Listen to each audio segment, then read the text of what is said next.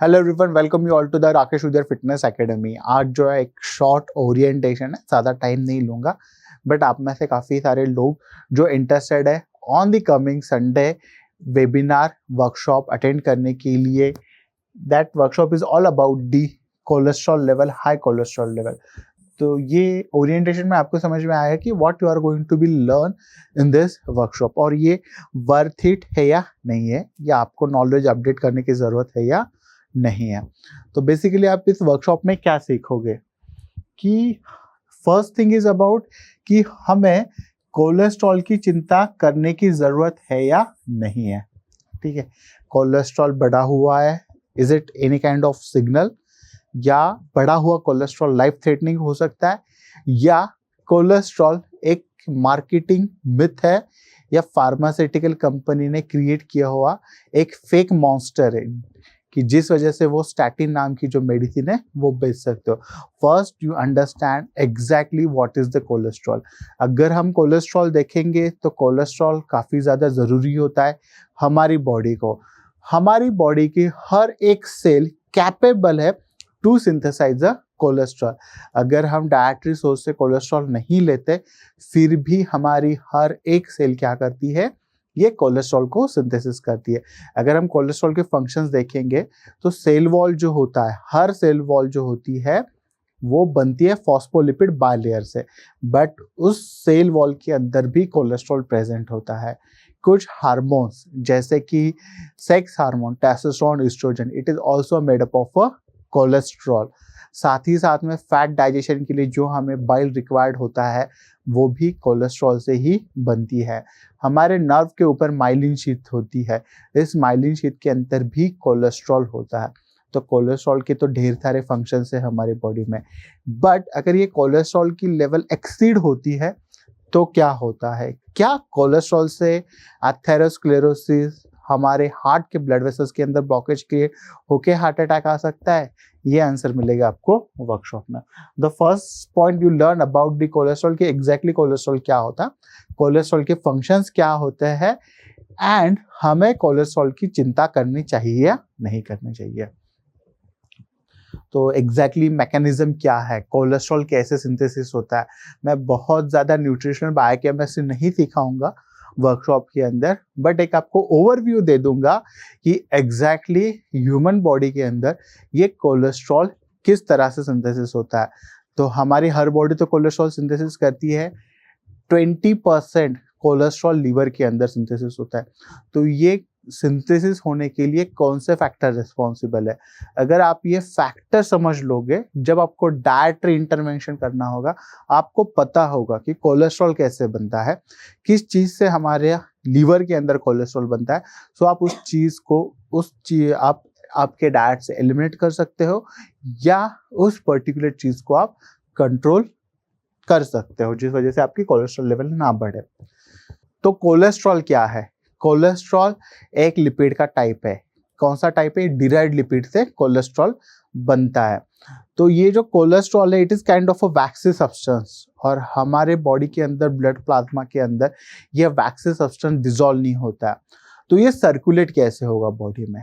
ठीक है, इसका सर्कुलेशन तो बहुत ज़्यादा इंपॉर्टेंट है, बिकॉज लीवर तो 20% टोटल बॉडी का कोलेस्ट्रॉल बना रहा है।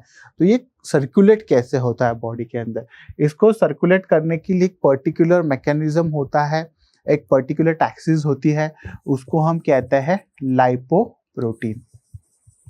ठीक है, तो अगर आप देखोगे ये इमेज के अंदर तो यहाँ पे आपको अलग अलग लाइपोप्रोटीन दिख रहा है। ठीक है, तो लाइपोप्रोटीन के अंदर HDL high density lipoprotein, LDL low density lipoprotein, VLDL very low density lipoprotein and chylomicron है।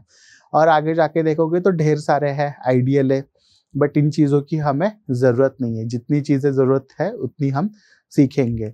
तो ये लाइपोप्रोटीन क्या होता है? बेसिकली ये लाइपोप्रोटीन एक तरह की टैक्सी है, हमें नाम से समझ में आता है। लाइपोप्रोटीन लिपिड और प्रोटीन के कॉम्बिनेशन से जो बनता है it is called as a lipoprotein. तो कोलेस्ट्रॉल खुद के नेचर में एक वैक्सी सब्सटेंस है, दैट्स वाई वो हमारे ब्लड के अंदर फ्रीली फ्लो नहीं हो सकता है।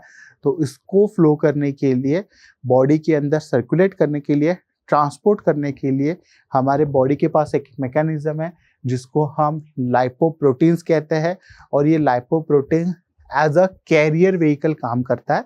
ये लिपिड और प्रोटीन से बनता है, that's why it is a partially water के अंदर क्या होता है, ये डिसॉल्व होता है और सर्कुलेट करता है। सेल, लीवर से सेल तक पहुंचाता है और सेल से वापस लीवर तक लेके आने में, रिवर्स ट्रांसपोर्ट में ये मदद करता है।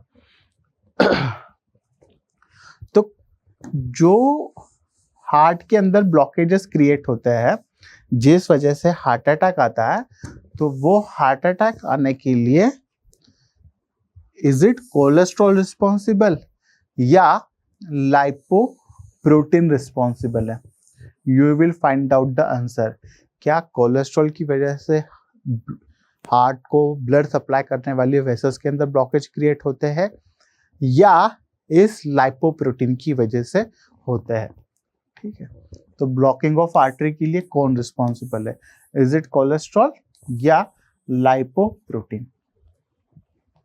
तो एग्जैक्टली लाइपोप्रोटीन, हर लाइपोप्रोटीन एक जैसा नहीं होता है। हर किसी के अंदर प्रोटीन का कंटेंट अलग है, कोलेस्ट्रॉल का कंटेंट अलग है, ट्राइग्लिसराइड्स का कंटेंट अलग है, फॉस्फोलिपिड्स का कंटेंट क्या है, अलग अलग है। तो हर एक का कंटेंट क्या है, डिफरेंट है। That's why you have to understand the different type of lipoprotein.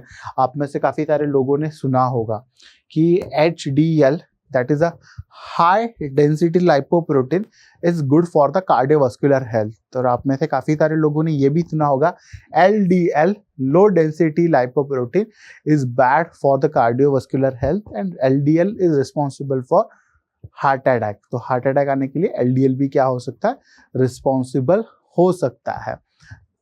तो एग्जैक्टली HDL किस तरह से गुड कोलेस्ट्रॉल का काम करता है, क्यों इसको गुड कोलेस्ट्रॉल कहा जाता है, तो इसकी लेवल कितनी होनी चाहिए, इसकी लेवल हम किस तरह से बढ़ा सकते हैं, क्या कोई मेडिसिन है या कोई पर्टिकुलर एक्सरसाइज है या कोई हार्मोन है which is responsible to increase the level of HDL, high density lipoprotein. तो ये सब आप डिटेल में सीखोगे।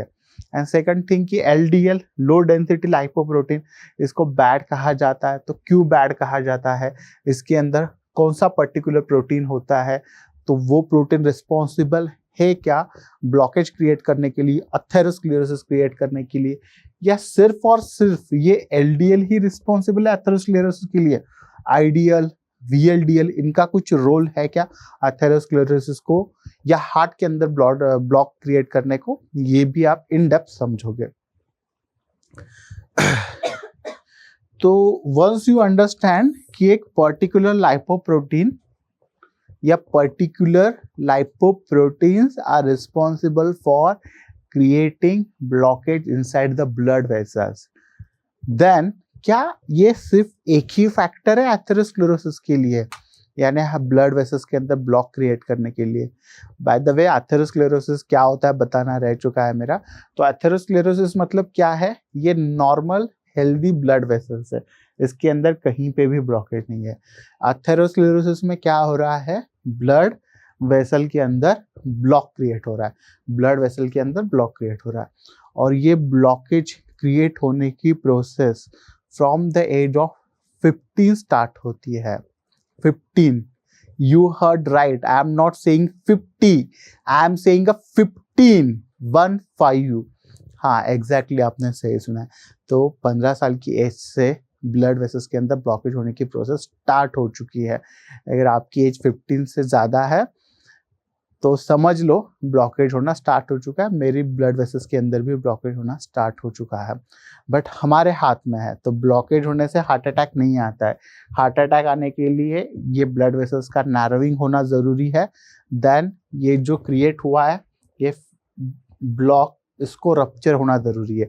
जब ये रप्चर होगा, रप्चर होके हमारे कार्डियक मसल को, जो कोरोनरी आर्टरी ब्लड सप्लाई करती है, वहाँ पे जाके एंड में जाके ब्लॉक क्रिएट करके आगे जब ऑक्सीजनेटेड ब्लड सप्लाई नहीं होगा तब हार्ट अटैक आएगा। तो ये एथेरोस्क्लेरोसिस की प्रोसेस तो हर किसी की बॉडी में स्टार्ट हो चुकी है। सिर्फ उसको एक्सेलरेट करना है, स्पीड बढ़ानी है या डी एक्सेलरेट करना है, ये हर किसी के लाइफस्टाइल फैक्टर के ऊपर डिपेंड करता है।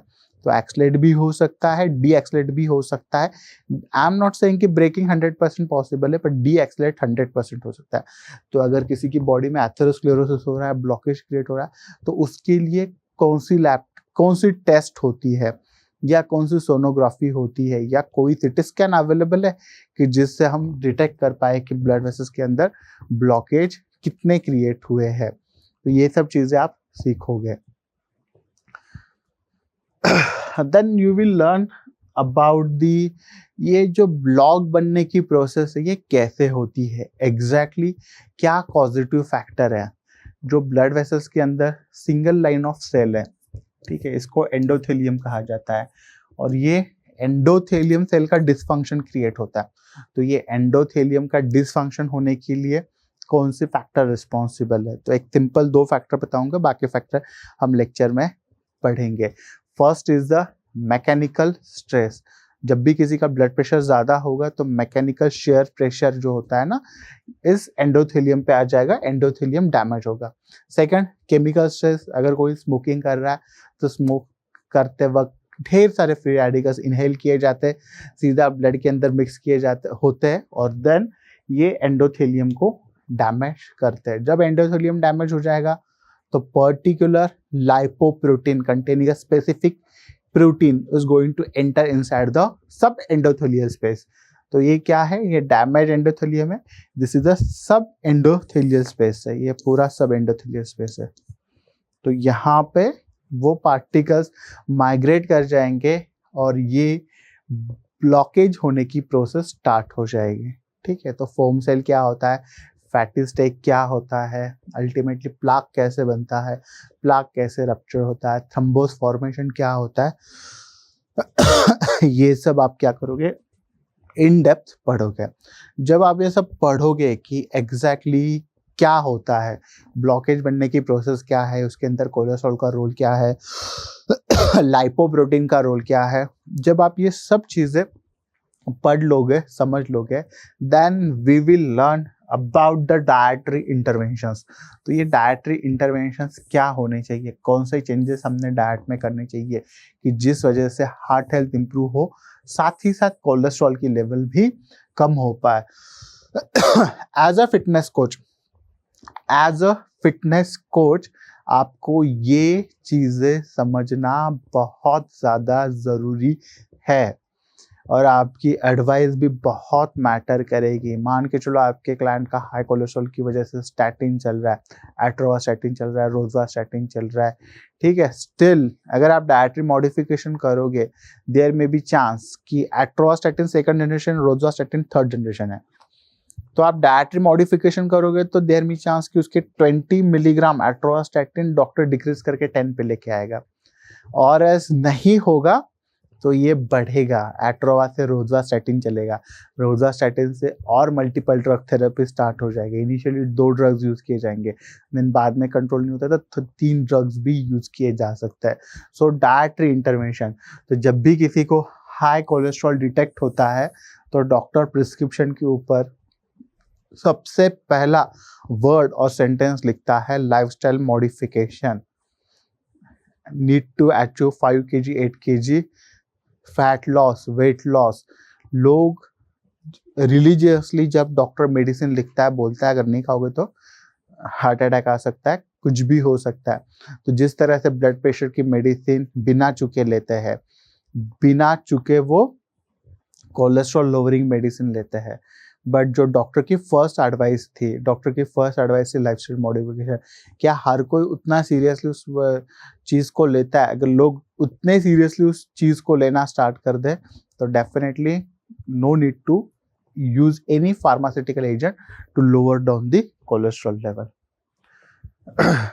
Then you will learn the exactly cholesterol test क्या होता है, टोटल कोलेस्ट्रॉल क्या होता है, LDL क्या है, HDL क्या है, ट्राइग्लिसराइड्स क्या है, नॉन HDL क्या है, ट्राइग्लिसराइड्स लेवल क्या है।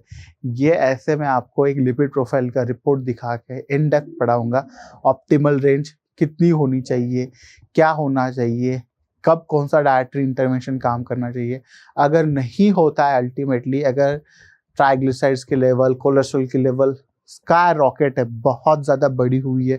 तो फार्मास्यूटिकल बट ऑब्वियसली इंटरवेंशन करना ही पड़ेगा, फार्मास्यूटिकल एड लेना पड़ेगा। You are not a doctor, you are not going to recommend anyone to take any medicine और डिसकंटिन्यू एनी मेडिसिन। फिर भी एज अ फिटनेस कोच आपको पता होना चाहिए कौन सी मेडिसिन अवेलेबल है मार्केट में, कैसे कैसे काम करती है, बस आपकी इंफॉर्मेशन के लिए। You are not a doctor, तो किसी का मेडिसिन आप स्टार्ट नहीं करोगे, किसी का मेडिसिन आप स्टॉप नहीं करोगे, ठीक है। बट एक जस्ट इन ओवरऑल आइडिया होनी चाहिए रिसेंटली ट्रेंड क्या चल रहा है, ये आपको समझना जरूरी है। सो गाइज, एक शॉर्ट इंट्रोडक्टरी या एक ओरिएंटेशन था what we are going to cover in the coming lipid profile high cholesterol workshop. तो एक शॉर्ट आइडिया मैंने आपको दिया कि अपकमिंग ओरिएंटेशन के अंदर आप हाई कोलेस्ट्रॉल के वर्कशॉप में क्या सीखने वाले हो। So guys, don't wait, enroll for the workshop now.